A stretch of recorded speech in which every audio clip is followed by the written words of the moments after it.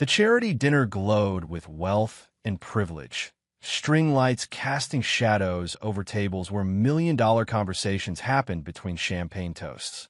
Isaiah Cole stood at the edge barefoot and invisible, watching the wheelchair-bound billionaire crack jokes about his broken body while boasting about the millions he'd spent chasing a cure. When Richard Halvorson spotted the poor black boy in the shadows and offered him $1 million as a joke. "Fix me if you can, kid," he had no idea he'd just challenged someone who carried 3 generations of forgotten healing knowledge in his hands. Isaiah knew what would happen after he succeeded, the mockery and backlash that would follow. But some truths are worth the cost of speaking them even when the world isn't ready to listen. Just before we get back to it, I'd love to know where you're watching from today, and if you're enjoying these stories, make sure you're subscribed. The charity dinner glowed like a different world. String lights crisscrossed the outdoor courtyard of the Riverside Hotel, casting warm light over polished tables draped in white linen. Waiters in crisp uniforms moved between clusters of wealthy donors, carrying trays of champagne and appetizers that cost more than most people's grocery bills. Laughter floated through the evening air, punctuated by the clink of crystal glasses and the soft hum of a jazz quartet playing in the corner. Isaiah Cole stood at the edge of it all, barefoot on the cool pavement, watching. He wasn't supposed to be there. Not really. The charity event was for people who wrote checks with multiple zeros, people who arrived in cars that purred instead of rattled. Isaiah had wandered over from the bus stop 3 blocks away, drawn by the smell of food and the possibility of leftovers. Now he stood near the service entrance, holding a few pieces of bread wrapped carefully in paper napkins a kind waiter had slipped him. At 13, Isaiah had learned to make himself small. He wore jeans 2 sizes too big, held up by a fraying belt, and a gray hoodie that had seen better years. His hair was cut short, practical, and his dark eyes tracked everything with a sharpness that made adults uncomfortable when they bothered to notice him at all. Most people looked right past him. That was usually fine with Isaiah. He watched the guests move and laugh, but his attention kept returning to their bodies. The way that woman in the blue dress favored her left hip. The man near the bar whose shoulder rolled forward, probably from years hunched over a desk.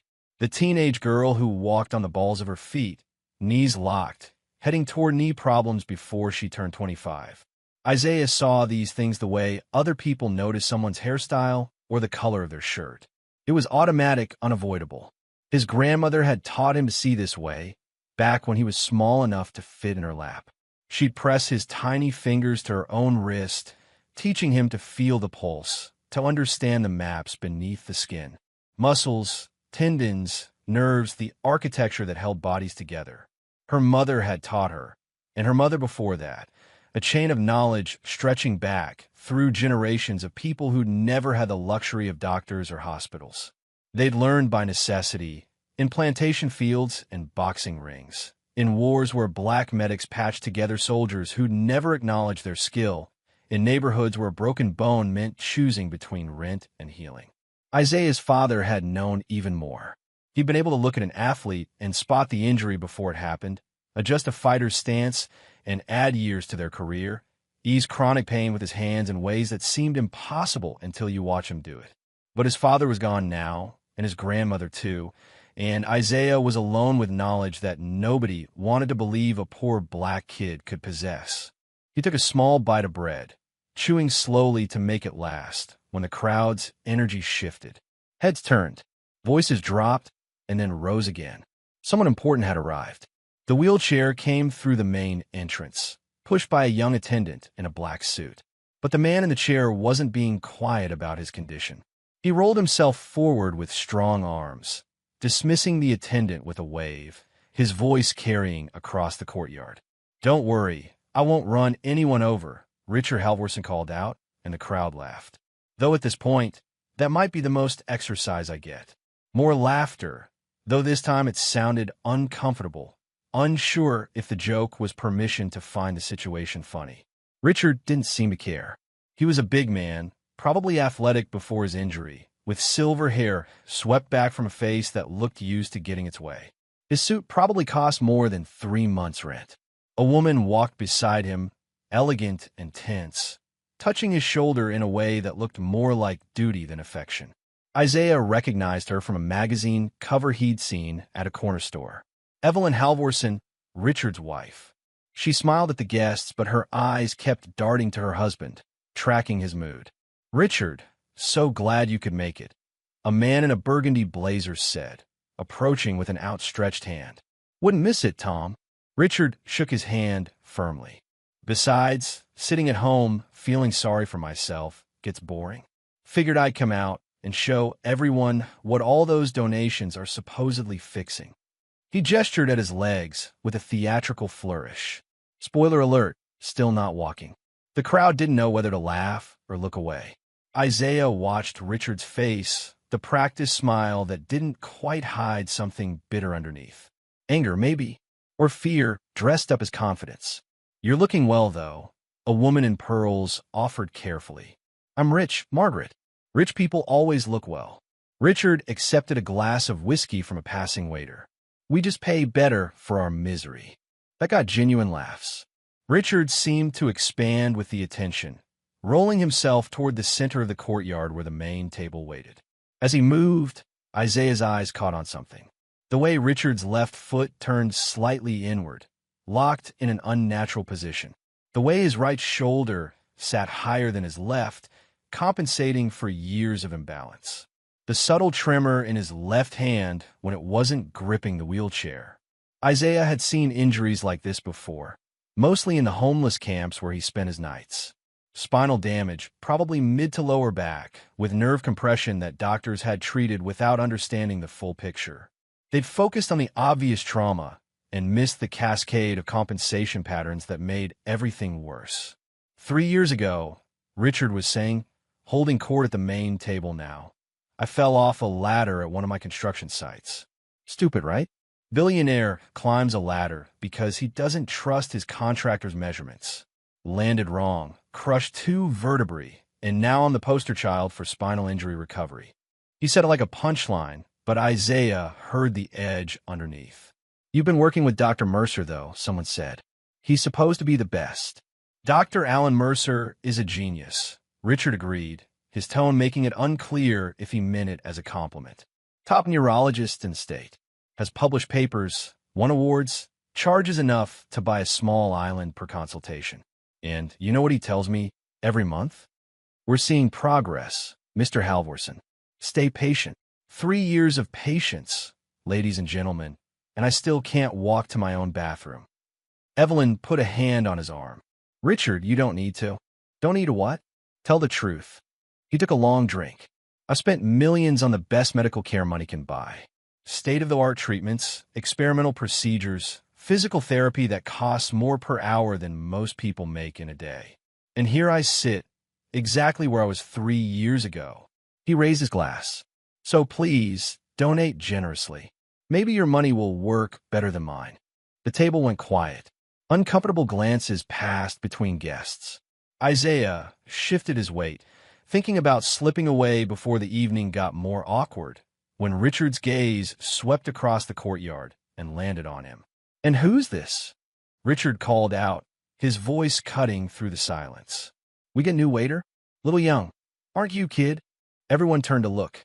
Isaiah froze, suddenly visible in a way he hadn't intended.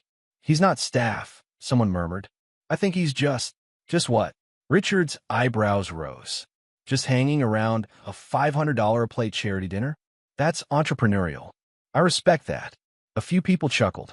Isaiah felt his face grow hot, but kept his expression neutral. He learned not to show emotion when adults decided to notice him. It usually went better that way. "You hungry, kid?" Richard asked. "We got plenty of food.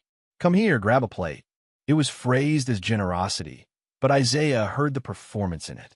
Richard was showing the crowd his charitable side, or maybe just distracting them from his earlier bitterness. Either way, Isaiah knew better than to refuse. He walked forward slowly, aware of every eye tracking him. "What's your name?" Richard asked as Isaiah approached. "Isaiah, sir." "Isaiah. Biblical name. Good choice." Richard looked him over, taking in the oversized clothes, the bare feet, the careful way Isaiah held himself. "You from around here?" "Yes, sir." "Where do you live?" Isaiah hesitated. Different places. Different places, Richard repeated, and something knowing entered his expression. So nowhere. You're homeless. It wasn't a question.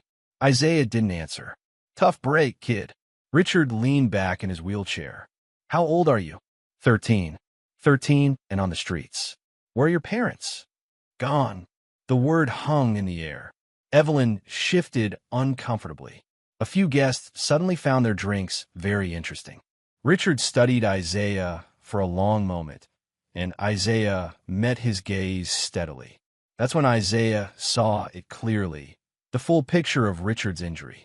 The way his spine curved slightly to the right to protect the damaged area. The way his breathing was shallow, compensating for restricted diaphragm movement. The way his left hip was rotated forward, creating a chain of tension that probably caused him daily pain his doctors dismissed as unrelated. Can I look at your leg, sir? The words came out before Isaiah could stop them. The table went silent. Excuse me, Richard said. Isaiah realized his mistake, but pushed forward anyway. Your leg. I think I see what's wrong. For a moment, nobody moved. Then someone laughed, a sharp, disbelieving sound. It spread through the crowd like a spark catching dry grass. You think you see what's wrong? Richard's smile was dangerous now. Kid, I've had a dozen specialists look at my legs. Neurologists, orthopedic surgeons, physical therapists with degrees longer than you've been alive. But sure, you spotted something they all missed.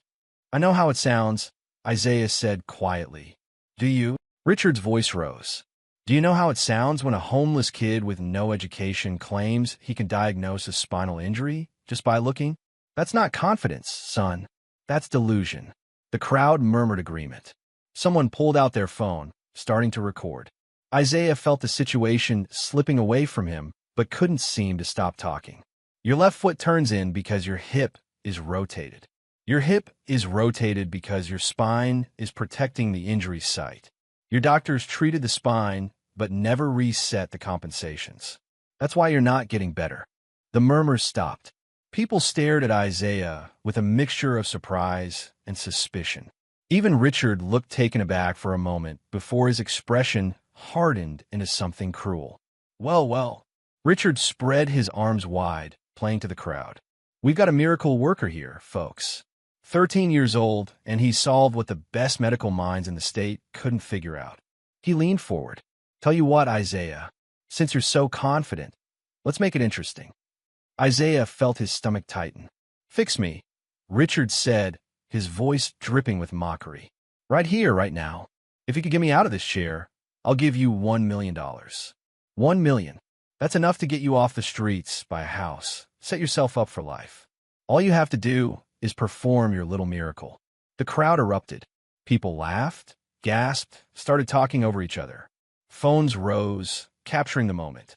Someone shouted, "Do it, kid." Another voice called, "This I gotta see." Richard, this isn't appropriate, Evelyn said, her voice tight. Why not? The boy's making medical claims. Let him back them up. Richard gestured grandly at Isaiah. Or was it all talk? Just trying to get attention from the rich folks. From somewhere in the growing crowd, Isaiah heard a familiar voice, rough and urgent. Don't. He turned and saw Coach Leonard Brooks standing at the back, an old black man in a worn jacket, his face creased with worry. Brooks used to coach at the high school before budget cuts took his job. Now he lived in the same abandoned buildings where Isaiah sometimes slept. He was one of the few people who knew about Isaiah's family, about what his father could do. Brooks shook his head slowly, a clear warning. But everyone was watching now, waiting. The moment had grown too big to back away from. Isaiah looked at Richard Halvorson in his wheelchair, at Evelyn's worried face, at the crowd of wealthy strangers holding their phones up like they were at a circus, and felt something settle in his chest. You won't like what happens after, Isaiah said quietly. Richard threw his head back and laughed, a genuine belly laugh that got the whole crowd going. Kid, I already don't like what's happening now. I can't walk. What could possibly be worse? He slapped the arm of his wheelchair. Come on, Dr. Barefoot. Show us what you've got. The nickname rippled through the crowd, people repeating it with laughter. Dr. Barefoot. Isaiah felt the weight of their amusement, their certainty that he was about to fail and entertain them in the process. He looked at Coach Brooks one more time. Brooks had closed his eyes, his lips moving in what might have been a prayer. Isaiah stepped forward. "Wait, are we really doing this?" someone asked. "Let him try," Richard said, waving away his wife's protest. "What's he going to do, make it worse?" The kids had no training, no education. "He's going to touch my leg, feel stupid, and we'll all go back to our dinners with a funny story." He looked at his security guard, a large man in a dark suit. "Keep an eye on him, Marcus. Make sure he doesn't try anything crazy." Marcus nodded, moving closer.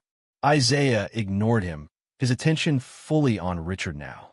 The crowd pressed in, forming a loose circle around the wheelchair. The jazz quartet had stopped playing. The entire courtyard seemed to hold its breath. Isaiah knelt beside the wheelchair, his bare knees on the cold pavement. Up close, he could see more details. The expensive brace on Richard's left ankle. The custom cushion on the wheelchair seat, designed to prevent pressure sores.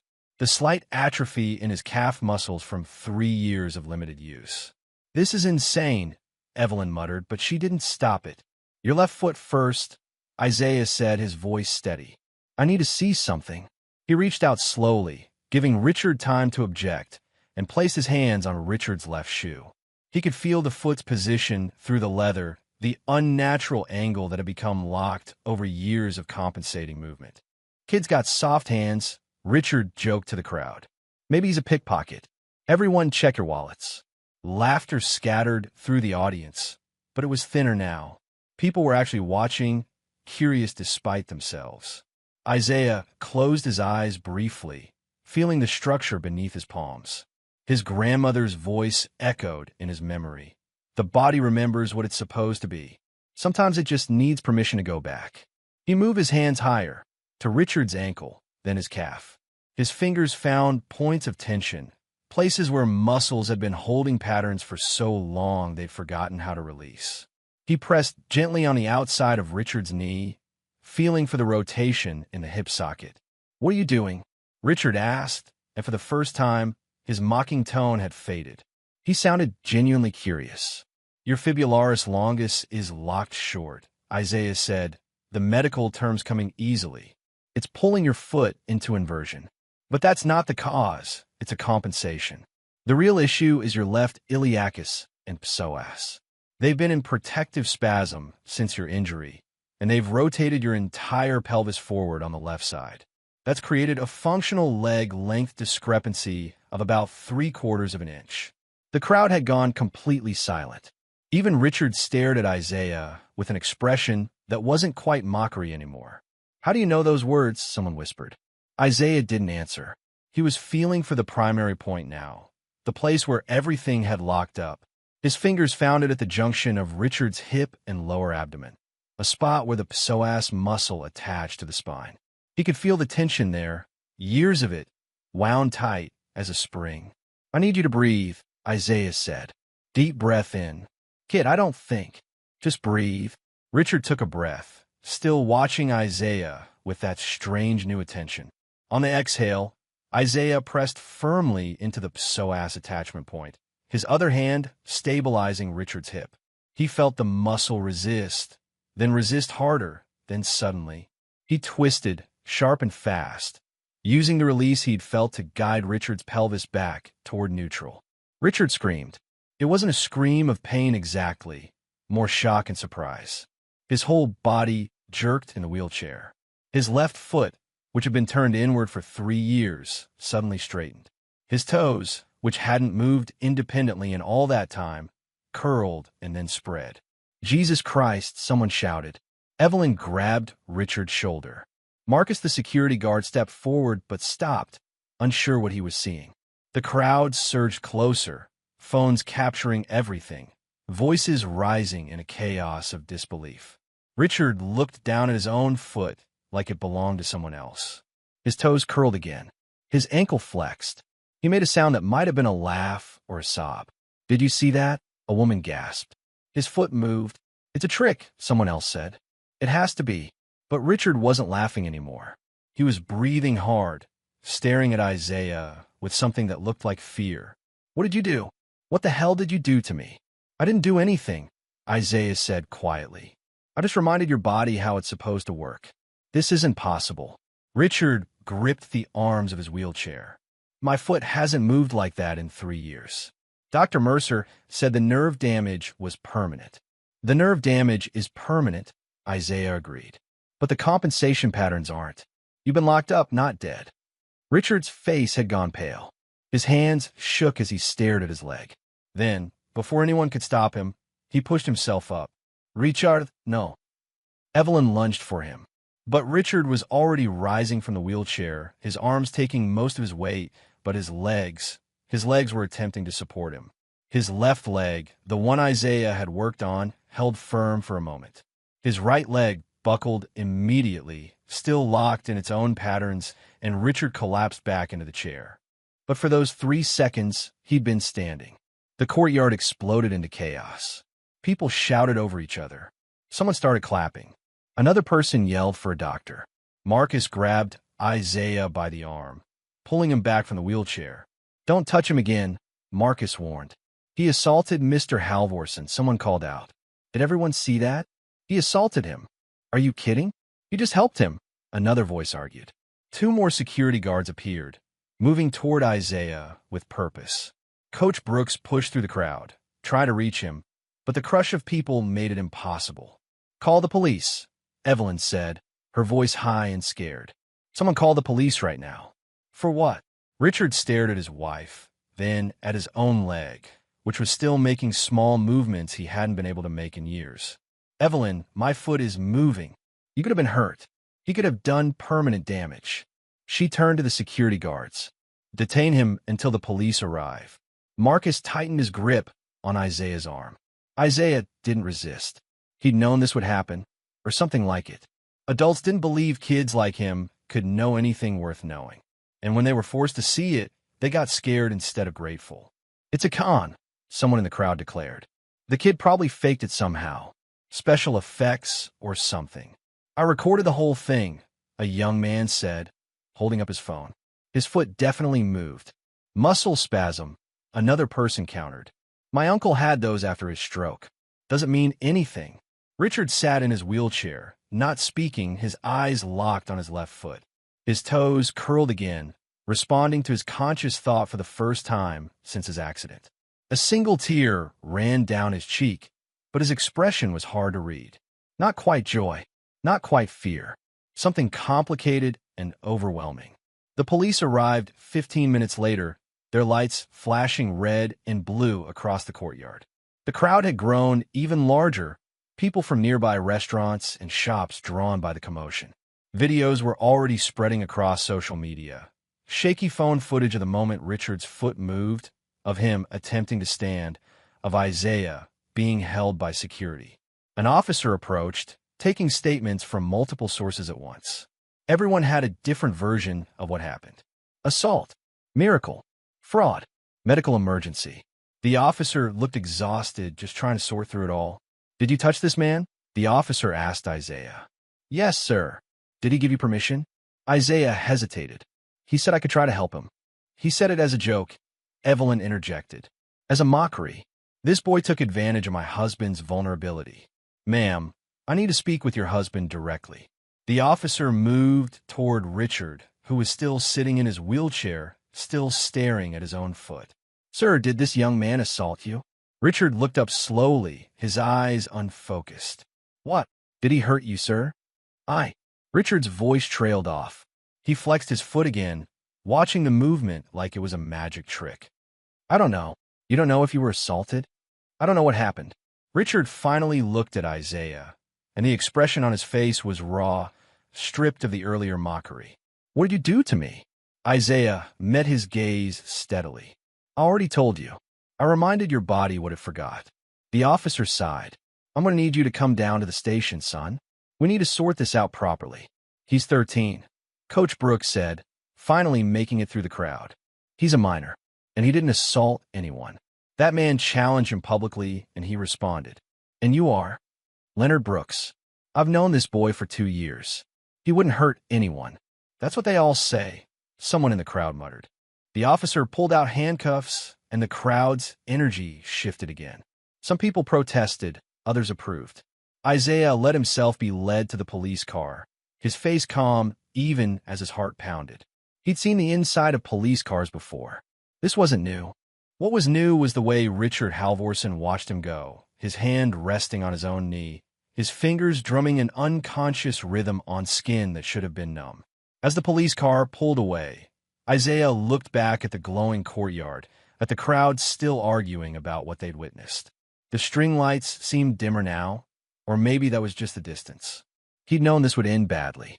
He'd known it before he'd knelt down, before he'd touched Richard's leg, maybe even before he'd opened his mouth to ask that first question. But he'd also known that Richard's body could remember what it was supposed to be. And for 3 seconds, watching that man stand, Isaiah had been right. The question was whether anyone else would admit it. The police station smelled like burnt coffee and industrial cleaner. Isaiah sat in a gray interview room, his hands folded on the metal table, waiting. He'd been here for 3 hours now, moved from the holding area to this windowless room where 2 detectives had been questioning him in shifts. They seemed more confused than angry. Detective Maria Winters sat across from him, a woman in her 40s with tired eyes and a notepad filled with scribbled questions. Her partner, Detective James Chun, leaned against the wall, arms crossed, watching Isaiah like he was trying to solve a puzzle. "Let's go over this again," Winters said. "You're 13 years old. You have no permanent address, no legal guardian, and you claim you learned advanced anatomy from your grandmother." "I didn't claim anything," Isaiah said quietly. "You asked me how I knew what I knew. I told you, right?" Winters tapped her pen against the notepad. "And your grandmother, she was a doctor?" "No, ma'am." "Nurse?" "No." "Any medical certification at all?" Isaiah shook his head. "She just knew things. Her mother taught her. It goes back." "Goes back," Chin repeated from the wall. "Goes back where?" "I don't know exactly. Before my family had last names that anybody wrote down." The detectives exchanged glances. Winters leaned forward. "Isaiah, I'm going to be straight with you. We've got about 40 witnesses who saw you touch Richard Halvorsen. Half of them say you assaulted him. The other half say you performed some kind of medical procedure without a license, which is also illegal. His wife wants you charged. But here's what's tripping me up." She pulled out her phone and played a video. Isaiah recognized it immediately, the moment at the charity dinner, filmed from someone's cell phone. The angle was clear. You could see Isaiah's hands on Richard's leg, see the precise moment of adjustment, see Richard's foot straighten, see him stand for those 3 seconds. "That's not fake," Winters said.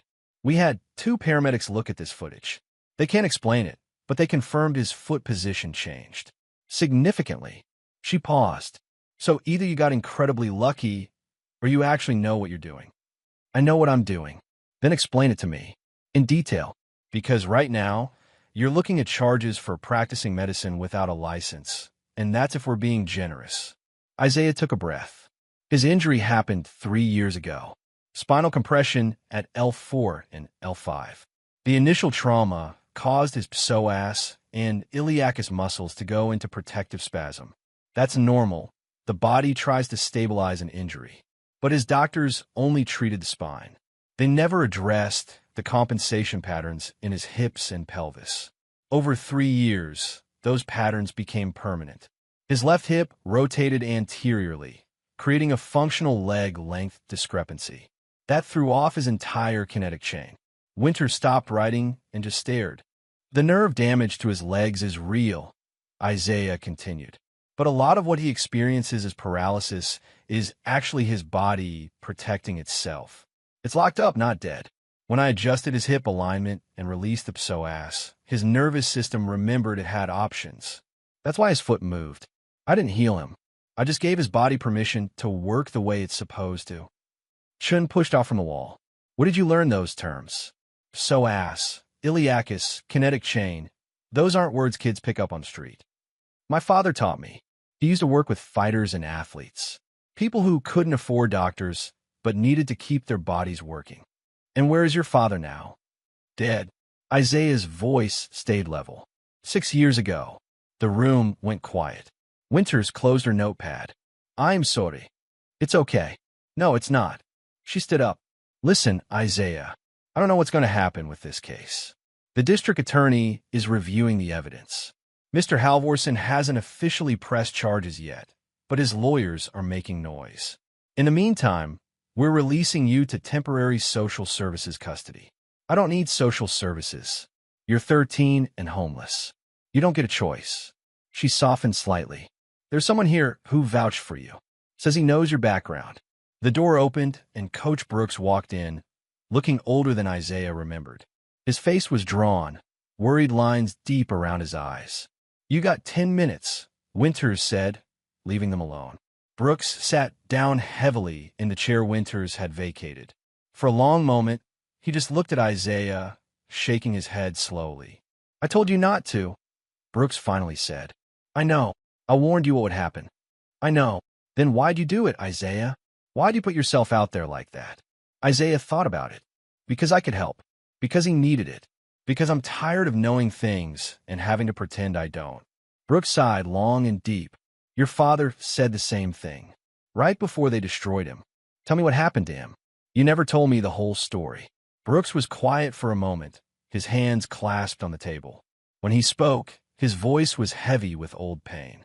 Your father, Marcus Cole, was the best physical trainer I ever saw. Not just good, extraordinary. He could watch an athlete move and diagnose problems before they became injuries. He could adjust a runner's gait and shave seconds off their time. He saved careers. But he was black, he was poor, and he didn't have the right pieces of paper.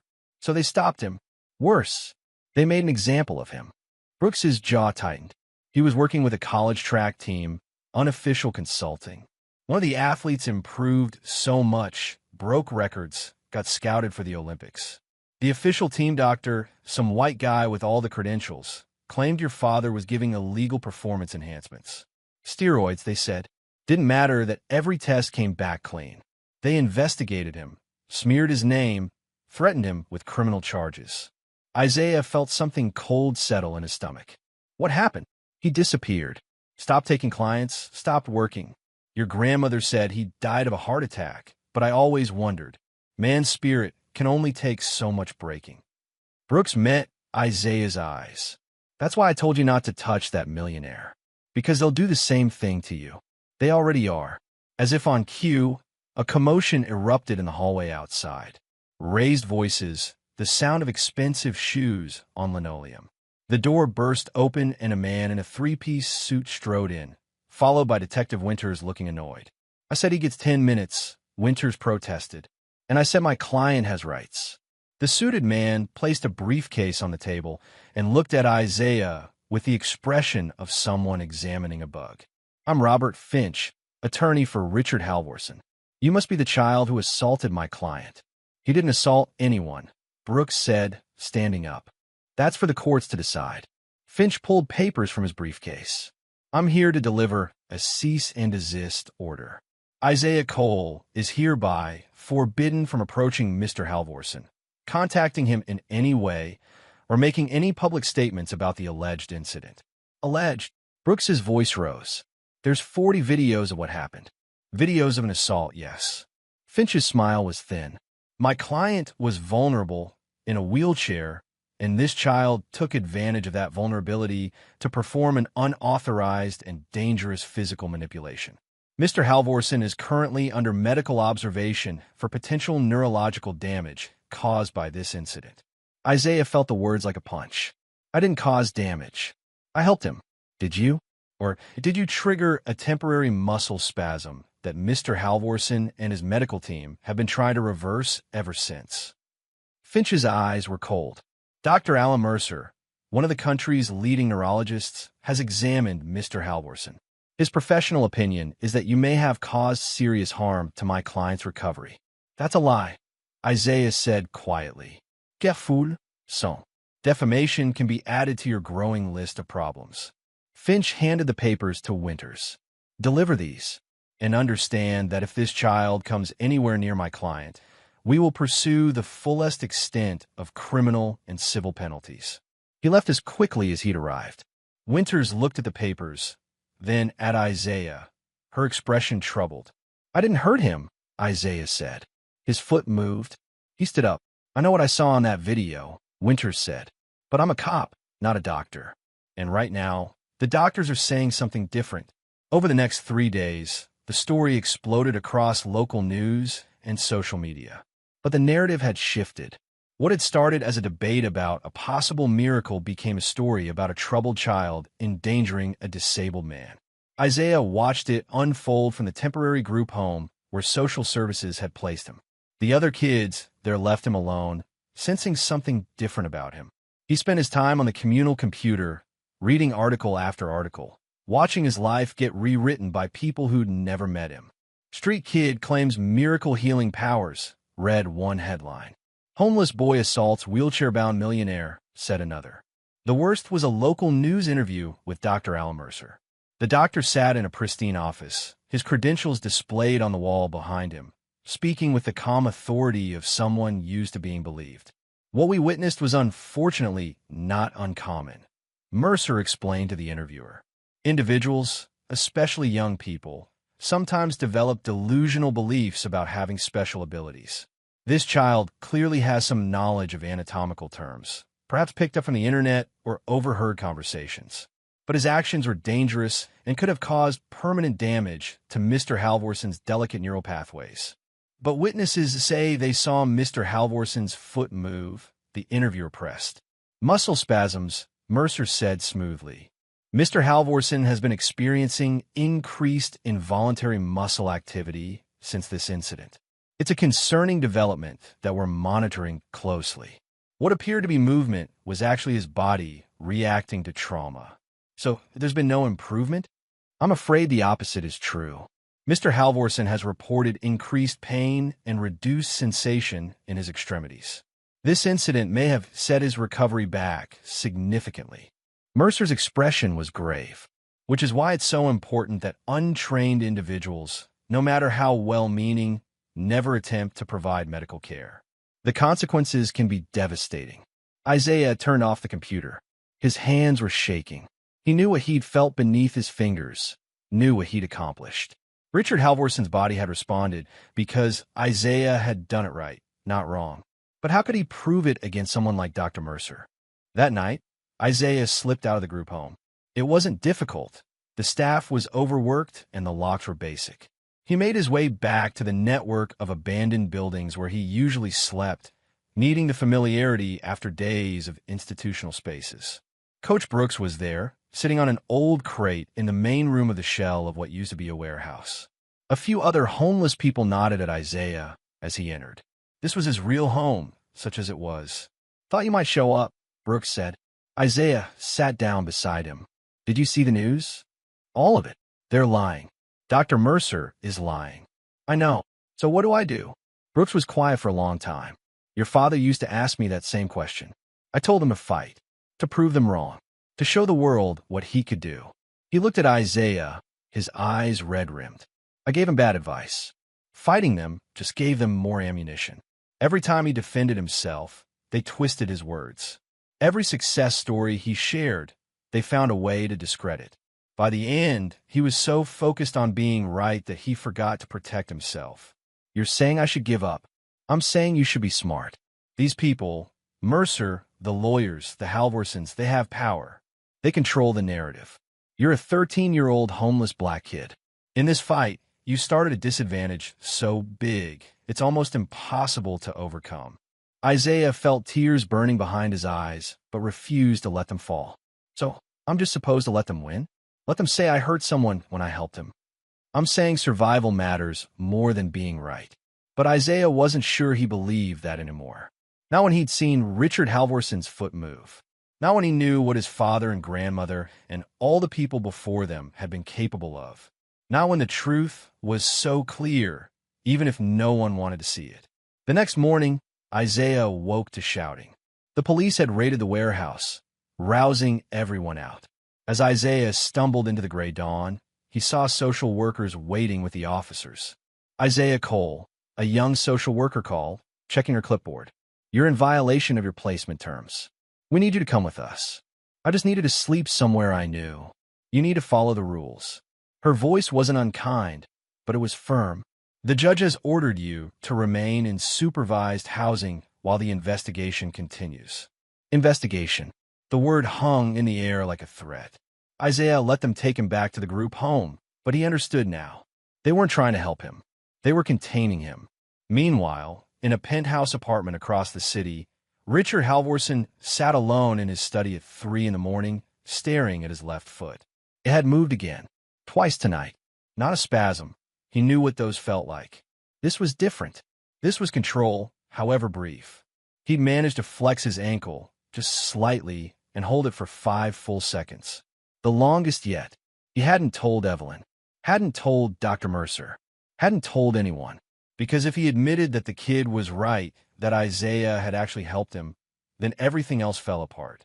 The lawsuit. The cease and desist. The public narrative that protected Richard's dignity and his doctor's reputations. Richard thought about that moment in the courtyard, the way Isaiah had looked at him before kneeling down. The boy had said, "You won't like what happens after." Richard had laughed at the time. The joke seemed cruel now, a bitter prophecy coming true. His phone buzzed. A message from his lawyer. "Finch, press is asking for statement. Maintain position. Boy was dangerous. Mercer is monitoring your decline. Any contradiction undermines our case." Our case. As if Richard had asked for any of this. He stood up from his wheelchair, something he'd been practicing in private, and managed to take 2 shaking steps before his right leg buckled. Still not enough. But it was progress. Undeniable progress that he couldn't acknowledge without destroying the narrative that was currently protecting him from embarrassment. The cost of pride, Richard thought. The cost of being wrong in public. Across town, in a cramped apartment, investigative journalist Mara Finch sat at her laptop, reviewing footage from the charity dinner for the 20th time. She'd been at the event covering what she thought would be a boring piece about wealth inequality, but she'd captured the entire incident with Isaiah and Richard Halvorson. Something didn't add up.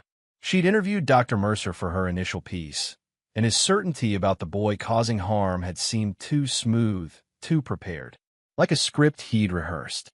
Now, reviewing the medical literature on spinal injuries and compensation patterns, she was starting to understand why. If Isaiah was right, if Mercer and the other specialists had been treating Richard's injury without addressing the underlying mechanical issues, then the entire medical establishment had been failing one of their most high-profile patients for 3 years. That kind of failure didn't just embarrass doctors. It threatened reputations, hospital positions, research funding, and legal liability. Mara pulled up Isaiah's background. No father listed on recent records. Mother deceased. Grandmother deceased. No permanent address. The system had swallowed this kid whole, and now powerful people were working to make sure he stayed swallowed. She opened a new document and started typing. This wasn't the story she'd planned to write, but it was the one that mattered. If Isaiah was telling the truth, and her instincts, honed by 10 years of investigative journalism, suggested he was, then a lot of powerful people had a lot of reasons to shut him up. The question was whether anyone would listen to his side before it was too late. 2 weeks after the incident, Isaiah received word that Richard Halvorson wanted to see him. Privately. The message came through Detective Winters, who seemed as surprised by the request as Isaiah was. "His lawyers are furious," Winters explained, driving Isaiah to the meeting location. Apparently, Mr. Halvorson insisted. Said he'd dropped the protective order for this one conversation, supervised by me. They met in a private room at a medical facility, neutral ground.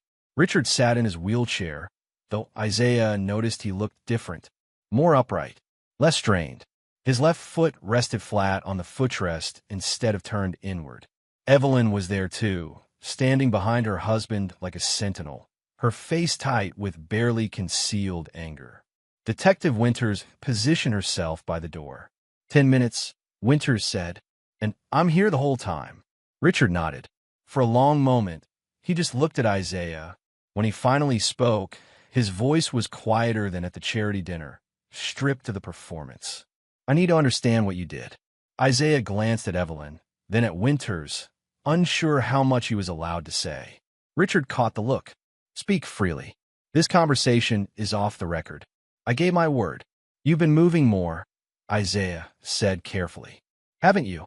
Richard's jaw tightened. "Yes." Richard, you don't have to admit. Evelyn started, but Richard raised a hand. I do have to admit it. To him, at least. He looked back at Isaiah. Every day since that night, I've had more control. Not much. Not enough to matter publicly, but enough to know that something changed. Dr. Mercer says it's coincidence. That my body was already improving and your intervention was just badly timed. Do you believe that? No. The word came out flat, honest. I don't. I felt what happened. I felt something unlock. And I need to know if you can do it again. Evelyn stepped forward. Absolutely not. We're here so you can have closure, Richard, not to let this child experiment on you again. He's not experimenting, Richard said, his eyes still on Isaiah. Are you? Isaiah shook his head. I know what I'm doing, but I can't do it halfway. If you want real improvement, it requires work, daily work. And it means admitting your doctors have been treating you wrong for 3 years. That's slander, Evelyn snapped. No, Richard said slowly. It's the truth, isn't it? He leaned forward. I've spent millions on Dr. Mercer. State-of-the-art facilities, experimental treatments. And in 3 years, I've made no progress. Zero. Then you, a kid with nothing, touch me for 30 seconds, and I move my foot for the first time since the accident. So either you're the luckiest person alive, or everyone I've been paying is wrong. They're not wrong about everything, Isaiah said carefully. Your nerve damage is real. You'll never be exactly who you were before. But they treated your spine and ignored everything else. Your whole body compensated for the injury. Those compensations became the real prison. I didn't heal your nerves. I just unlocked the compensation patterns so your nerves could work with what they still have. Richard closed his eyes. Can you do it again? Can you finish what you started? Richard, if you do this, we lose everything, Evelyn said, her voice rising. The lawsuit, the narrative, our credibility. People will think you lied. I did lie. Richard opened his eyes. I've been lying for 2 weeks. To everyone, including myself. He looked at his wife, and something sad crossed his face. I've spent 3 years being angry at a body that failed me. Maybe it's time to be angry at the people who told me I couldn't get better. Evelyn's face went pale. You're choosing this child over Dr. Mercer? Over our lawyers? Over me? I'm choosing to walk again, Evelyn. If that's possible. He turned back to Isaiah. But you said something at the dinner. You said I wouldn't like what happens after. What did you mean? Isaiah chose his words carefully. Healing isn't like surgery. It's not something I do to you while you sleep.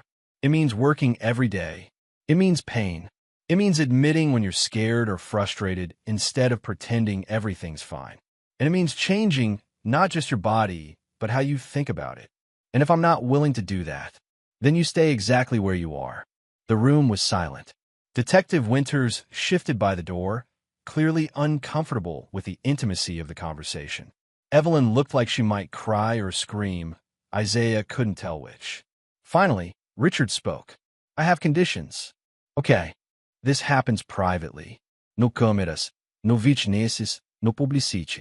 I need to know if it really works before I blow up my entire life defending you publicly. That's fair. If it doesn't work, if nothing improves, you disappear. You don't speak to the press. You don't defend yourself. You take whatever the courts give you. Deal. Isaiah considered. It was an impossible bargain, really. Richard was asking him to gamble everything on a process that required the millionaire's commitment, not just Isaiah's skill. If Richard didn't do the work, Isaiah would take the fall. But it was the only chance he'd get. Deal, Isaiah said. But I have one condition too. Richard's eyebrows rose. You're in no position to negotiate. I'm if you want my help. Isaiah met his eyes steadily. When it works, not if, when you tell the truth. All of it. You don't protect Dr. Mercer's reputation. You don't pretend your doctors were right. You tell people what happened. That a poor black kid knew something they didn't. That could ruin careers. They're already trying to ruin mine. The silence stretched between them, weighted with everything unsaid. Finally, Richard extended his hand.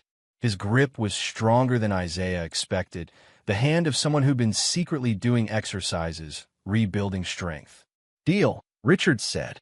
But understand something, Isaiah. If you're wrong, if this doesn't work, it won't just be your reputation that suffers. It'll confirm everything they're saying about you. That you're delusional, dangerous, that kids like you shouldn't be trusted with power you don't understand. Understand power better than you think, Isaiah said quietly. I've watched powerful people ignore the truth my whole life. I'm used to it. Something flickered in Richard's expression. Guilt maybe, or recognition. Evelyn made a disgusted sound and walked out, her heels clicking sharply against the floor. Detective Winters watched her go, then looked at Richard. Mr. Halvorson, are you sure about this? No, Richard admitted. But I'm sure about what staying the same means. And I don't think I can live with that anymore. As Detective Winters drove Isaiah back to the group home, he stared out the window at the city passing by. Somewhere out there, Dr. Mercer was protecting his reputation. Richard's lawyers were planning their next move. Evelyn was probably calling everyone she knew, trying to contain the damage. And Isaiah was gambling his future on the chance that truth mattered more than power. He thought about his father, destroyed by people who refused to see what he could do. He thought about his grandmother, teaching him in secret because the world wasn't ready to learn from people like them. He thought about all the knowledge buried under prejudice and pride, all the healing that never happened because the wrong people knew how to do it. Richard Halvorson had said Isaiah wouldn't like what happened after. He'd been right about that. But what Richard didn't understand yet was that Isaiah had already decided some things were worth fighting for, even when you knew you'd probably lose. Truth was one of them. The memory of his father was another. And the possibility, however small, that one day people like him wouldn't have to hide what they knew just to survive. That was worth risking everything, even if everything was all he had. The first real session happened 3 days later in the basement gym of Richard's estate, a space designed for his rehabilitation but rarely used. Isaiah arrived before dawn, smuggled in through a service entrance by Marcus, the same security guard who detained him at the charity dinner. The irony wasn't lost on either of them. Richard was already there, sitting in his wheelchair near the exercise mats, dressed in athletic clothes that looked expensive and barely worn. The room smelled like disinfectant and unused equipment. Early morning light filtered through high windows, casting long shadows across the polished floor. "You're early," Richard said. "So are you." "Couldn't sleep." Richard wheeled himself closer. "Had too much time to think about what I'm risking." Isaiah set down the small bag he brought, borrowed from the group home. It contained nothing medical, just a notebook where he'd sketched diagrams of the human body, learned from his grandmother's teachings. "Are you ready to work?" "I don't know. Am I?" "That's not a question I can answer." Isaiah knelt on the mat, eye level with Richard now. "The deal was you do the work. Not that you try, not that you think about it. That you actually do it. Every day, even when it hurts. Especially when it hurts." Richard's jaw tightened. "I've done physical therapy for 3 years. I know about pain." "No, you know about exercises." "That's different." Isaiah moved closer. "Your therapist treated your body like a machine with broken parts. Replace this, strengthen that, work around the damage. But your body isn't broken. It's afraid. It's been protecting itself for so long. It forgot how to stop. You talk like my body has a mind of its own. It does. A better one than your conscious mind, usually." Isaiah reached out slowly. "May I?" Richard nodded, tense. Isaiah placed his hands on Richard's shoulders, feeling the asymmetry immediately. The right side sat higher, tighter, 3 years of compensation locked into the muscles and fascia. "Close your eyes," Isaiah said. "Tell me what you feel. Your hands. Deeper than that. What does your body feel?" Richard was quiet for a moment. "Nothing. That's the problem. Everything below my waist is just absent. That's what you've been told to feel. Now stop thinking and actually feel." Isaiah pressed gently into the tight muscles at the base of Richard's neck. "Your right shoulder is screaming. Has been for years. You just learned to ignore it." "I don't." Richard stopped, his eyes opening in surprise. "Actually, yes. It aches. Constantly. I thought that was just normal now. Nothing about your current state is normal. It's all compensation." Isaiah moved his hands lower, tracing the spine. "Your injury was here." He pressed lightly at the lumbar region. "But the real damage happened everywhere else. Your body tried to protect this spot, and in doing so, it locked up everything around it. Your hips, your thoracic spine, your shoulders, even your jaw. Everything tightened to create a cage around the injury. So what do I do? First, you stop lying to yourself about what you feel. Isaiah sat back. Every time your body sends you a signal, pain, discomfort, sensation you don't expect, you need to acknowledge it instead of pushing it away. That's the only way to rebuild communication between your brain and your body. Richard nodded slowly. Okay, what else? This. Isaiah stood and demonstrated a movement that looked deceptively simple, a controlled rotation of the hips while keeping the shoulders stable. 3 sets of 10 every morning. It's going to hurt in places you didn't know you had. That's it. That's the miracle cure. There's no miracle cure. That's the point. Isaiah met his eyes steadily. This is going to take months, maybe years, and it requires you being honest about every sensation, every fear, every moment when you want to quit. Can you do that? Richard stared at the movement Isaiah had demonstrated, something so basic as old physical therapists had probably never even assigned it. But there was something in the way Isaiah had moved, a precision and intentionality that suggested hidden complexity. I can try. Not good enough. Yes or no? The challenge hung in the air. Richard felt anger flash through him. Who was this kid to demand anything from him? But then he remembered his foot moving, remembered standing for those precious seconds, remembered 3 years of expensive failures. Yes, Richard said. I'll do it. Then let's begin. The first session lasted 2 hours.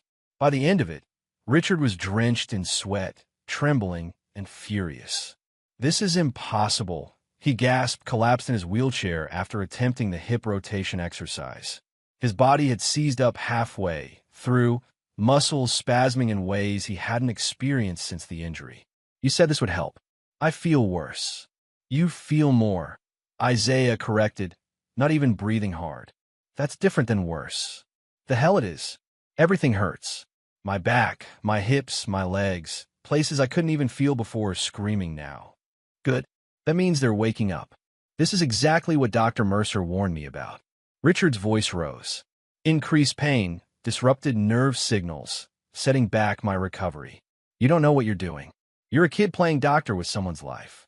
Isaiah didn't react to the outburst. He'd expected it. You hire Dr. Mercer to make you comfortable while staying the same. You hire me to change. Change hurts. If you wanted comfort, you should have stayed in your air-conditioned living room. Don't patronize me. I'm not.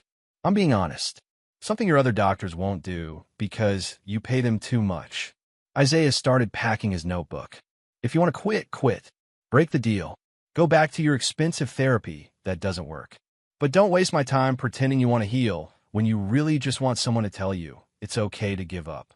Richard wanted to scream at him, wanted to have Marcus throw him out, wanted to call his lawyers and restart the lawsuit. But instead, he looked down at his left leg, the one that had been completely still for 3 years, and watched his toes curl.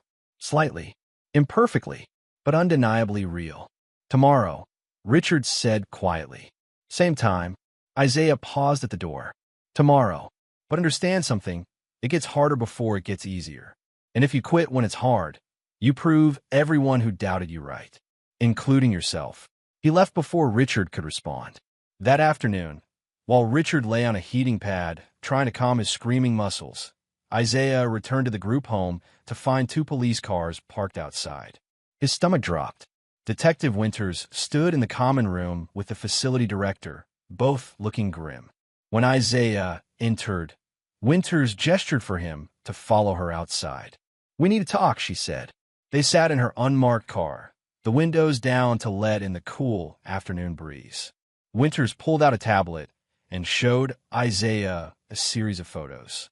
Security camera footage from Richard's estate, time-stamped from that morning. Someone leaked these, Winters said. They're all over social media now.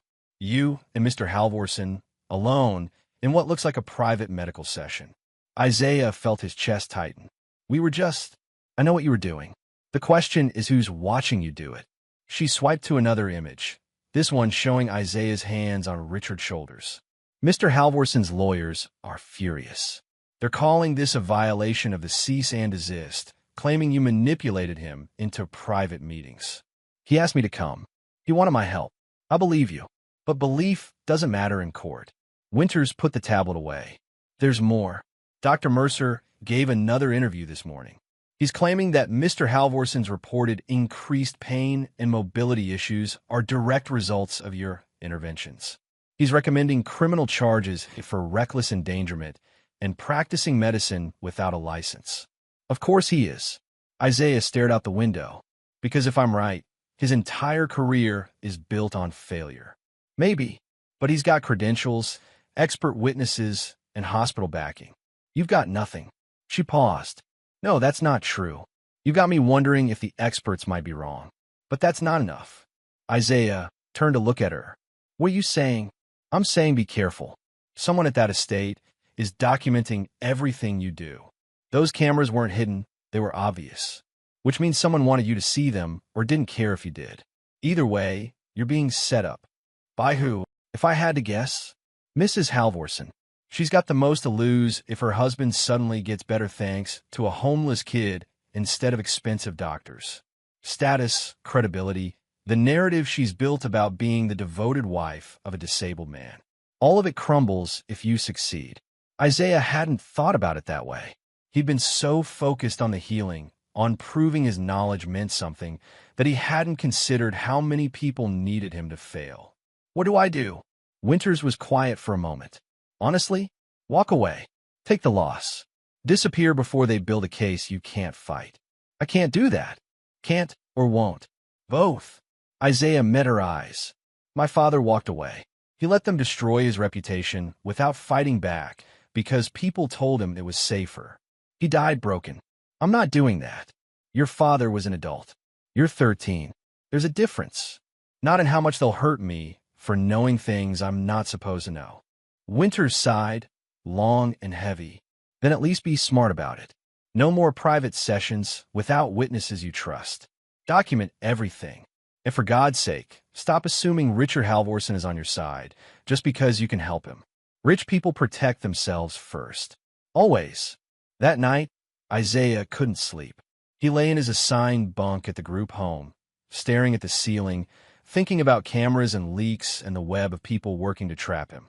His father's face kept appearing in his mind, the way he'd looked near the end, defeated, silent, disappearing into himself. Around midnight, Isaiah's phone buzzed. A text from an unknown number. Meet me. We need to talk. MB. Mara Finch, the journalist. Isaiah had seen her articles starting to shift tone, asking harder questions about Dr. Mercer's treatment history, about the medical establishment's handling of Richard's case.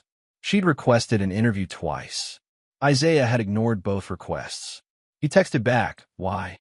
The response came immediately, because I found your father's files. All of them, including what they did to destroy him.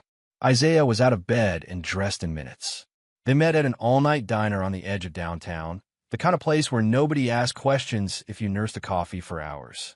Mara sat in a corner booth, a laptop and several folders spread across the table. She was younger than Isaiah expected, maybe mid-30s, with tired eyes and ink-stained fingers. You came, she said as Isaiah slid into the booth. You said you found files about my father. I did. Mara pushed a folder across the table. Marcus Cole, physical trainer, unlicensed. Worked with college athletes, local fighters, people rehabbing from injuries. By all accounts, he was extraordinary. Athletes he trained had fewer injuries, faster recovery times, longer careers. Then he helped a runner named David Phillips. Isaiah opened the folder. Inside were newspaper clippings, medical records, legal documents. His father's name appeared throughout, but the tone shifted dramatically over the course of 6 months. From innovative trainer to suspected performance enhancer to dangerous unlicensed practitioner. David Phillips broke 3 state records, Mara continued. Got scouted for Olympic trials. The team's official physician, Dr. Harrison Chun, couldn't explain the improvement. So instead of admitting your father might know something he didn't, Chun started a whisper campaign. Steroids, illegal supplements, dangerous practices. No evidence, but it didn't matter. The athletic commission investigated your father, found nothing illegal, but the damage was done. I know this part, Isaiah said quietly. He lost all his clients. No one would work with him, because Dr. Chun made sure of it. But here's what you don't know. Mara pulled up a document on her laptop. I found Chin's private correspondence, emails to other doctors, medical board members, hospital administrators. He wasn't just protecting his ego. He was protecting his system, your father's methods, addressing compensation patterns, treating bodies holistically instead of symptomatically, threatened the entire physical therapy and sports medicine industry. If a black man with no credentials could get better results than licensed professionals, what did that say about the gatekeeping? Isaiah felt something cold and hard settle in his chest. They destroyed him to protect themselves. Yes, and they're doing it again. To you. Mara turned the laptop so Isaiah could see the screen. Articles, social media posts, medical blogs, all attacking Isaiah's credibility, his knowledge, his right to even suggest he understood anything about healing. Dr. Mercer's name appeared repeatedly, always as the voice of authority and reason. Dr. Alan Mercer was one of the doctors who signed off on your father's investigation, Mara said. He's been part of this protective system for decades. And now you've threatened him twice. Once by succeeding where he failed, and again by exposing that failure publicly. So what do? You let me tell your story. The real one. Your father's story, your knowledge, what actually happened at that charity dinner. Mara leaned forward. I've been investigating Dr. Mercer for 3 weeks. I found patterns. Other practitioners he's helped discredit. Patients whose improvement stalled under his care. Suppressed research about alternative approaches to spinal injury. He's not just protecting his reputation with you. He's protecting a career built on gatekeeping and maintaining the status quo. Isaiah wanted to trust her, but trusting people had rarely worked out well for him. Why do you care? Because I'm tired of watching powerful people bury the truth. Mara's voice was fierce, and because your father deserved better. So do you. Before Isaiah could respond, his phone buzzed. A text from Richard's number. Emergency session. Come now. Isaiah showed Mara the message. She frowned. Be careful. This could be a setup, or he could actually need help, which is exactly what they're counting on. But Isaiah was already standing. Whatever trap might be waiting, he couldn't ignore the possibility that Richard genuinely needed him. That was the curse of caring about healing. You couldn't turn it off just because it was dangerous. He arrived at Richard's estate 40 minutes later. The house was dark except for lights in the basement gym. Marcus wasn't at the door. No one stopped Isaiah as he made his way through the silent house and downstairs. Richard was on the floor, not in his wheelchair, trying to push himself up. Sweat soaked through his shirt. His face was twisted in pain and frustration. What happened? Isaiah rushed over. I was practicing. The exercises you showed me. Something locked up. Richard's voice was strained. My right hip. Can't move it. Can't even get back in the chair. Isaiah knelt beside him, hands already assessing. Richard's right hip was indeed locked, muscles in severe spasm. The kind of protective response that happened when someone pushed too hard, too fast. You overdid it. I was trying to progress faster. Thought if I pushed through the pain. That's exactly what you shouldn't do. Isaiah worked carefully, finding the trigger points that might release the spasm. Your body locks up when it's scared. Pushing harder just makes it more scared. So I'm supposed to go slower? Be weaker. You're supposed to listen. Isaiah pressed firmly into the hip flexor, feeling for the release. Strength isn't about force. It's about communication. Your body is trying to tell you something, and you're ignoring it. Richard hissed in pain as Isaiah worked deeper. I don't have time for slow. Every day I wait, Mercer gets louder. My lawyers get pushier. Evelyn gets more suspicious. I need results I can point to. Why? Who are you trying to prove yourself to? Everyone. Myself. You. Richard's voice cracked. 3 years, Isaiah. 3 years of being helpless. Of having people do everything for me. Of being looked at with pity or disgust. If I could just walk again, really walk, none of that would matter anymore. Isaiah paused, understanding hitting him. You think walking will fix how people see you? Won't it? No, because the problem isn't your legs. It's that you believed everyone who said you were broken. Isaiah sat back. Your body can relearn. But if your mind still thinks you're helpless, you'll find new ways to be broken. Richard stared at him, something raw in his expression. You sound like a therapist. I sound like someone who's watched people give up on themselves. Isaiah stood. The spasm will release on its own in a few hours. Use ice, not heat. And tomorrow, we go back to the basics. No rusing. No proving anything. Just work. Isaiah. What? Richard struggled for words. Thank you. For coming. For not giving up on me, even though I'm making this harder than it needs to be. Isaiah looked at the millionaire sprawled on his expensive gym floor, vulnerable in a way cameras would never capture. That's what healing looks like. Messy and hard, and nothing like the story people want to tell about it. He left Richard there, knowing the cameras had caught everything, knowing it would be used against him somehow, but also knowing that healing wasn't about optics or protection. It was about showing up, even when showing up was dangerous. The lawsuit landed 3 days later. Isaiah was called into the group home director's office and handed papers by a process server who looked apologetic. The legal language was dense, but the core message was clear. Richard and Evelyn Halvorson were suing Isaiah Cole for negligent infliction of emotional distress, unauthorized medical treatment, and fraud. They were seeking damages in excess of $2 million. They're saying you caused psychological harm through false promises, the group home director explained, looking pale, and that your continued contact with Mr. Halvorson violates multiple court orders. But he asked me to come. Isaiah protested. He texted me. There's no text in evidence. And Mr. Halvorson's statement says you showed up uninvited and manipulated him during a moment of vulnerability. Isaiah felt the floor drop out from under him. Richard had lied. Completely, thoroughly lied. That same day, the media exploded with a new interview.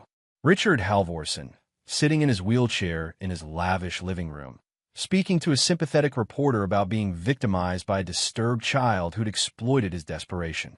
I wanted to believe, Richard said on camera, his voice heavy with manufactured regret. I was vulnerable, in pain, and this young man seemed so confident. But the truth is, he's made everything worse. My doctors are trying to undo the damage, but I may never recover what I've lost. Beside him, Evelyn nodded, dabbing at her eyes. We just want to warn other families. Don't let desperation make you vulnerable to people who claim they have answers the medical establishment doesn't recognize. There are reasons those people aren't recognized. Dr. Mercer appeared in the same news segment, his expression grave. This is unfortunately a pattern we see. Individuals with no training, no accountability, causing real harm to vulnerable patients. Isaiah Cole is not a miracle worker. He's a danger to public health. Isaiah watched the interview on the group home computer, surrounded by other kids who'd gathered to see what all the commotion was about. Someone laughed. Someone else whispered. Isaiah felt their eyes on him, judging, believing what they saw on screen, because why wouldn't they? Richard Halvorson was rich and respected. Isaiah was nobody. His phone rang. Mara Finch. Did you see it? She asked. Everyone saw it. He's lying. You know that, right? I've been tracking his physical therapy appointments. He canceled 3 of them this week. People don't cancel therapy when they're getting worse. Doesn't matter what's true. Matters what people believe. Then let me publish what I've found. Your father's story, the pattern of Mercer destroying practitioners who threaten him, the evidence that Richard is actually improving. And then what? Isaiah's voice was flat. You publish, they discredit you. Say you're biased. Say you're making it up. I'll still be the homeless black kid who heard a disabled millionaire. That's the story they want, so that's the story that wins. Isaiah, thank you for trying, but I'm done fighting. He hung up before she could argue. That night, Coach Brooks found Isaiah at the abandoned warehouse, sitting alone in the dark. Brooks lowered himself onto the crate beside Isaiah with a grunt. His breathing labored. Heard about the lawsuit, Brooks said. Isaiah didn't respond. Also heard Richard Halvorson is a lying coward who's protecting himself by destroying you. That's about right. They sat in silence for a while. Finally, Brooks spoke again, his voice rough. Your father, toward the end, he told me something.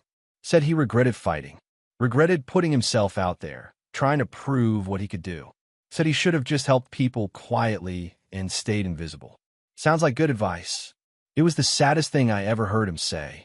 Brooks looked at Isaiah. Because he was right. Staying invisible would have kept him safe. But it also would have meant all that knowledge, all that capability dying with him. No one passing it on. No one even knowing it existed. He passed it to me. Look where that got us. He passed it to you because he believes some truths are worth the cost of speaking them. Brooks coughed, a wet sound that made Isaiah look at him with concern. Even if you lose, even if they destroy you, the truth still happened. That counts for something. Does it? I don't know. But I know your father died thinking he failed. Died believing the world was better off if people like him stayed quiet. Brooks put a hand on Isaiah's shoulder. Don't die thinking that. Even if they win, don't give them that. Isaiah felt tears burning but refused to let them fall. I don't know how to fight this. They have everything. Money, lawyers, credibility. I have nothing. You have what you've always had. Knowledge they can't take away, even if they refuse to see it. Brooks stood slowly, wincing. And you've got stubborn hope. That's more dangerous to them than anything else. The next morning, Isaiah woke to sirens. Coach Brooks had collapsed during the night. Respiratory failure, the paramedics said. He was at City Hospital, critical condition. Isaiah got the news from another resident of the warehouse, delivered through a group home social worker who looked uncomfortable being the messenger. Can I see him? Isaiah asked. The hospital is aware of your legal situation. They've been advised not to allow you near any patients without supervision. Of course they had. Even dying, Brooks was off limits to the dangerous kid who hurt people. Isaiah spent the day in a fog, attended the mandatory group sessions, ate lunch without tasting it, avoided the looks from other kids who'd seen the news. When evening came, he slipped out of the group home again. He was getting good at that, and made his way to City Hospital. He couldn't get past the main desk. Security had his description. They escorted him out politely, but firmly. Isaiah stood in the parking lot, staring up at the lit windows, wondering which one held Brooks, whether he was alone, whether he knew Isaiah had tried. His phone rang. Unknown number. Hello. Isaiah Cole. A woman's voice, professional cold. Yes. This is Sandra Wilson, representing the Halvorson family. We're calling to offer you a settlement. Isaiah's heart hammered. What kind of settlement? Drop any claims of helping Mr. Halvorson. Sign an NDA preventing you from discussing the case publicly. In exchange, we'll drop the lawsuit and provide $20,000 for your emancipation and living expenses. $22,000. More money than Isaiah had ever imagined having. Enough to get a place to live, go to school, start over somewhere new. All he had to do was admit he'd been wrong. Admit his father's knowledge was worthless. Admit everything they'd said about him was true. I need to think about it, Isaiah said. You have 24 hours. After that, the offer expires and we proceed with the full lawsuit. Wilson paused. Take the deal, Isaiah. You can't win this fight.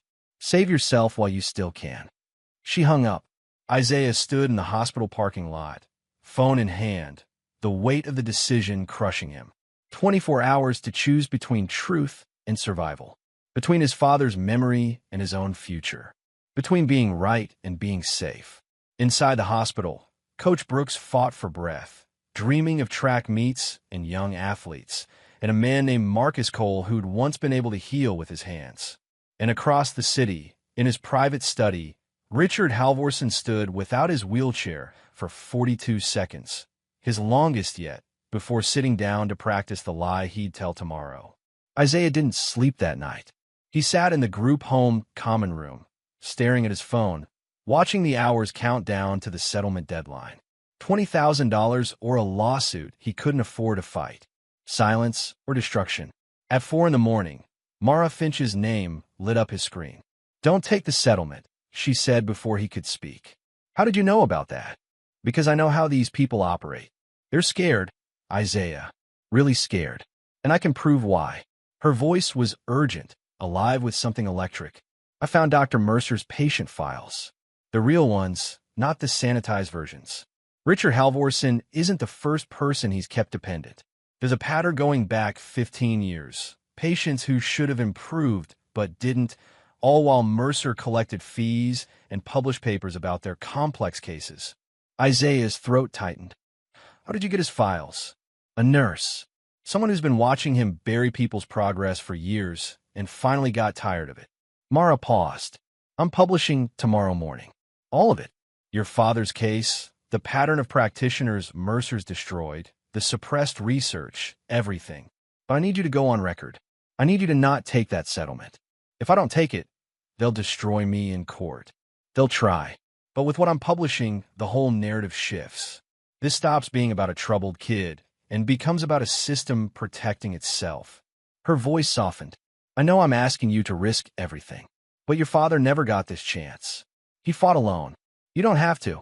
Isaiah thought about Brooks in the hospital, about his father dying broken, about 3 generations of knowledge being called worthless because the wrong people possessed it. He thought about Richard Halvorson standing for 42 seconds and then lying about it on television. Okay, Isaiah said. I won't take the settlement. Good, because there's one more thing. Mara's tone shifted, became harder.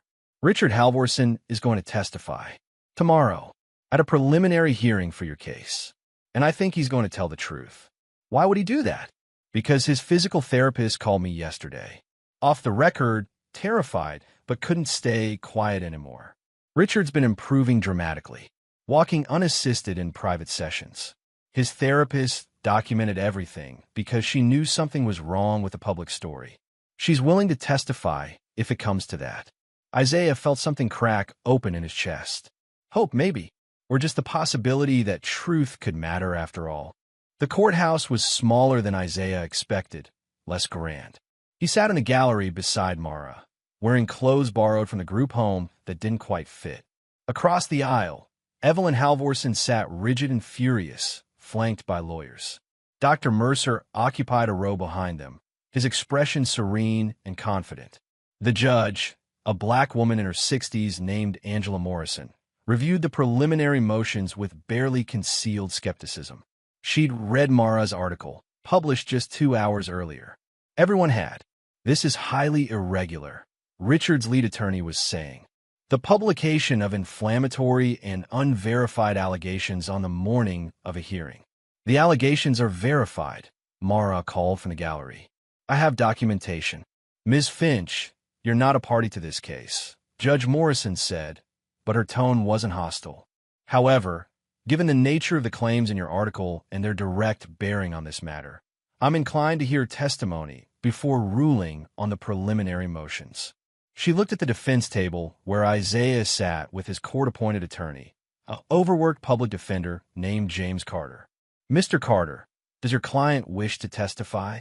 He does, Your Honor. Then we'll begin there. Judge Morrison settled back.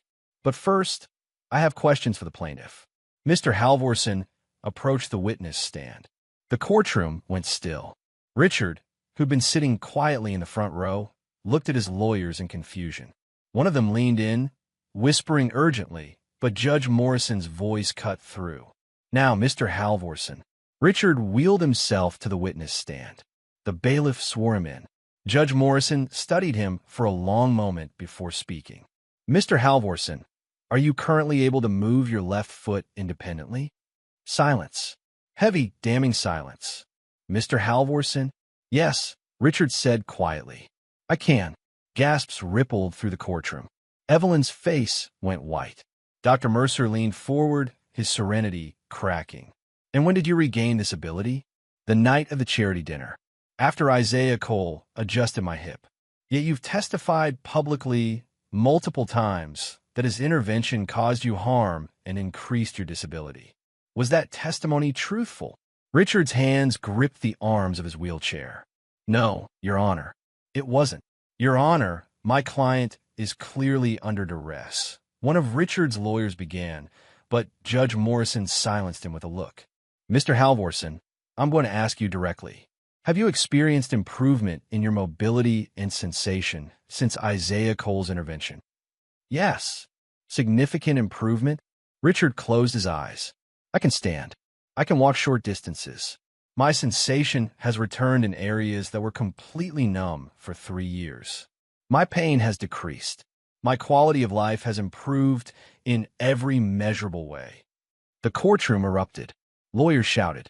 Reporters scrambled for the doors. Evelyn stood, her voice cutting through the chaos. He's lying. He's being manipulated by that boy. Mrs. Halvorson, sit down. Judge Morrison's voice was steel. Mr. Halvorson, why did you file this lawsuit if the defendant actually helped you? Richard's face was gray, aged 10 years and moments. Because I was afraid. Afraid of admitting I'd been wrong. Afraid of what it would mean for my doctors, my treatment, my entire understanding of my injury. Afraid that a 13-year-old kid knew more than the specialists I'd paid millions. His voice cracked, and because people I trusted told me that protecting myself mattered more than telling the truth. He looked at Evelyn, at Dr. Mercer, at his lawyers. Then, at Isaiah. I'm sorry, Richard said. I offered you $1 million as a joke. You earned it as truth, and I repaid you with lies. Judge Morrison let the silence settle before speaking. Dr. Mercer, you're listed as an expert witness for the plaintiff. Do you wish to testify? Mercer stood slowly, his composure returning. Your Honor, what we're seeing is a vulnerable man experiencing a temporary placebo response and confusing it with actual medical improvement. My clinical assessment. Your clinical assessment has been wrong for 3 years, Judge Morrison interrupted. According to Ms. Finch's article, which cites multiple sources, including Mr. Halvorson's own physical therapist, you've documented his lack of progress while billing for ongoing treatment. You've dismissed improvement as impossible while collecting fees for managing his hopelessness.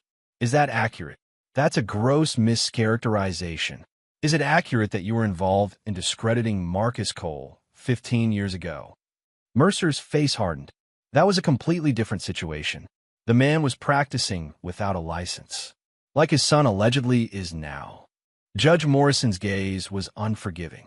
Doctor, it seems to me that you have a pattern of using your credentials to silence people whose knowledge threatens your authority. That's not medicine. That's gatekeeping. With respect, Your Honor, a courtroom is not the place to debate medical standards. You made it the place when you supported a fraudulent lawsuit. Judge Morrison turned to the court reporter. Let the record show that I'm dismissing all charges against Isaiah Cole with prejudice.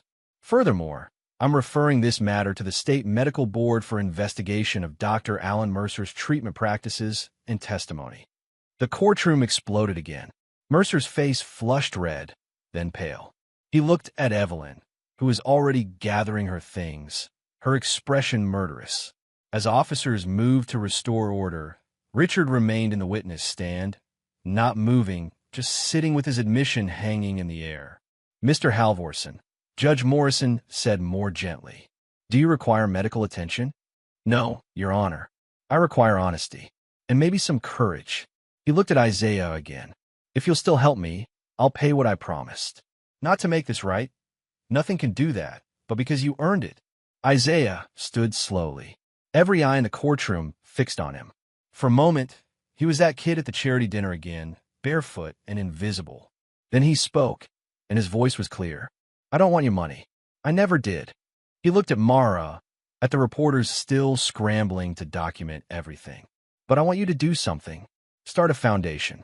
In my father's name. For people like him who know things the system won't recognize. Fund them. Protect them. Make sure what happened to him, and to me, doesn't happen to the next person. Richard nodded slowly. Marcus Cole Foundation. I'll do it. And one more thing. Anything. Tell Coach Brooks. He's dying thinking this all failed. He needs to know it didn't. The medical board moved quickly. Within a week, Dr. Alan Mercer was suspended pending investigation. Within a month, his license was revoked. The evidence Mara had uncovered, suppressed patient improvements, falsified progress reports, a systematic pattern of maintaining dependency to justify ongoing treatment, was damning. Other doctors came forward. Nurses, physical therapists, people who'd watched him bury hope for years and finally felt safe enough to speak. The investigation expanded to other practitioners he'd helped discredit, including 3 whose stories paralleled Marcus Cole's almost exactly. Evelyn Halvorson filed for divorce, citing irreconcilable differences. She moved to Connecticut and never spoke publicly about Isaiah again. Richard resigned from his real estate company, citing health reasons. That part was true. He was finally working on actually getting better instead of pretending to try. 4 months after the hearing, Isaiah stood in Coach Leonard Brooks' hospital room. Brooks was out of critical condition, though his breathing still required assistance. His eyes were clear, though, and when he saw Isaiah, he smiled. "Heard you won," Brooks said, his voice raspy. "We won. You, me, my father. All of us. Your father would have been proud. He would have been scared, but he would have done it anyway." Isaiah sat in the chair beside the bed. "Just like you taught him." Brooks reached out, and Isaiah took his hand. They sat in silence for a while, 2 people who'd survived something that should have destroyed them. "The foundation is launching next month," Isaiah said eventually. Richard donated $5 million to start. They're calling it the Marcus Cole Institute for Traditional Physical Medicine. They want me on the advisory board. You're 13. I know. That's why they want me. To remind people that knowledge doesn't require permission. Isaiah paused. They're also funding a scholarship. For kids like me. Kids who know things but can't prove it with the right pieces of paper. Brooks squeezed his hand. Your father's name will mean something good now. That matters. I know. What about you? What do you want? Isaiah thought about it. I want to help people, but I want to do it right. Learn the formal medicine too, not just what my grandmother taught me. Combine them. Show that both kinds of knowledge matter. That's a long road. I've got time. 6 months later, Isaiah stood on a small stage in a community center, watching Richard Halvorson walk to the microphone. No wheelchair, no cane, just careful, deliberate steps that held 3 years of work and honesty. "I'm here to announce the first 5 recipients of the Marcus Cole Scholarship," Richard said. His voice was stronger now, matched to his improving body. "These are young people who possess knowledge the system doesn't recognize yet, who've learned from family, from necessity, from traditions we've dismissed as primitive or unscientific. We're wrong. They're not." He read 5 names. Isaiah's was first. The scholarship covered living expenses, tutoring to catch up on formal education, and eventually college. But more than that, it was recognition. Acknowledgement that what Isaiah knew mattered, that his father's legacy had value, that generations of dismissed knowledge deserved preservation. Isaiah accepted his certificate and looked out at the small crowd. Mara was there, still writing articles about medical gatekeeping and systemic racism in healthcare. Detective Winters attended too, smiling from the back row. Coach Brooks sat in a wheelchair of his own now. His recovery was slower, but he was fighting. And scattered throughout the audience were others. People who'd reached out after Mara's articles. Families with traditional healing knowledge. Practitioners who'd been dismissed or destroyed. People who'd been invisible until someone finally pointed a light their way. "My father died thinking he failed," Isaiah said into the microphone. His voice was steadier now, matured by months of testimony and interviews and learning to speak truth in rooms that didn't want to hear it. He died believing that the world was better off if people like us stayed quiet, that our knowledge was worth less than credentials, that survival meant silence. He looked at Richard, who met his gaze with something like respect. He was wrong. Not about the danger. That was real. Not about the cost. That was real too. But about the silence. Because silence doesn't protect us. It just makes it easier for them to pretend we don't exist. Isaiah held up the certificate. "This scholarship has my father's name on it. That name used to mean shame. Now it means possibility. That's not redemption. You can't redeem the dead. But it's memory. And memory is its own kind of justice." The applause was genuine, warm. Isaiah stepped off the stage and was immediately surrounded by the other scholarship recipients. A girl from Oklahoma who'd learned herbalism from her Chickasaw grandmother.